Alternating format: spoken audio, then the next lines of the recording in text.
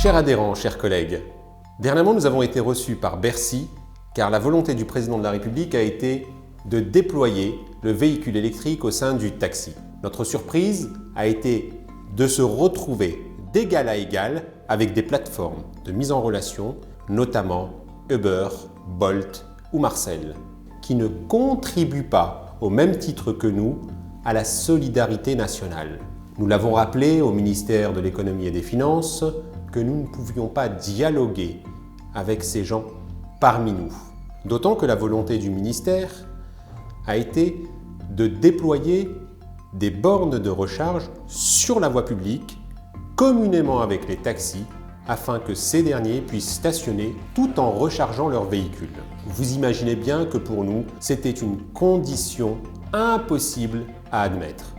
Nous en avons fait part aux représentants du ministère, qui d'ailleurs n'ont pas apprécié notre prise de position, je pense au ministère des Transports. Pour l'UNT, le rapport entre la loi d'orientation sur les mobilités, la loi LOM et la réunion à Bercy, elles s'inscrivent toutes les deux dans une volonté gouvernementale d'asseoir le VTC comme étant un acteur du transport. Vous le remarquez, dans les articles de la loi LOM, nous sentons une volonté du gouvernement de sauver le soldat VTC.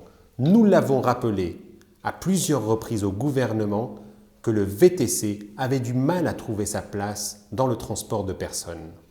Aujourd'hui, par le biais de cette loi, il tente de lui trouver un parachute afin de s'installer.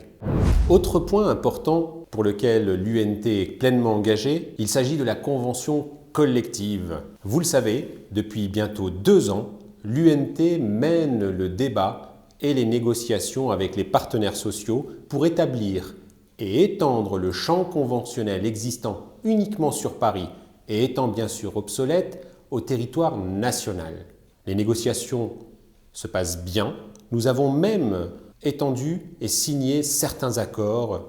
Je pense à la grille des salaires, au temps de travail.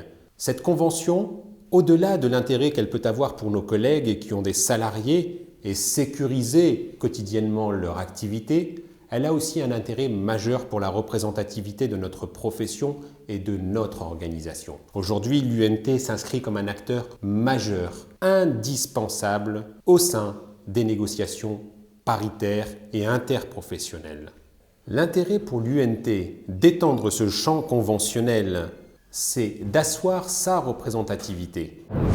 Nous avons interpellé la ministre de la Santé concernant les problématiques de l'article 80 qui ne sont toujours pas résolues. Vous avez tous entendu parler de la ministre qui avait suspendu la mise en place des appels d'offres, mais vous le savez, sur le terrain, les problématiques se posent toujours. J'ai réuni le comité exécutif afin qu'il travaille et qu'il apporte des solutions au quotidien de chaque organisation. Nous devons rapidement faire remonter à la ministre les problématiques que nous posent certains centres de soins dans cette mise en place. Enfin, l'UNT travaille à offrir une palette de services innovants pour nos adhérents. Notre objectif étant bien entendu de vous apporter des garanties assurantielles pour votre entreprise et vos familles. À très bientôt.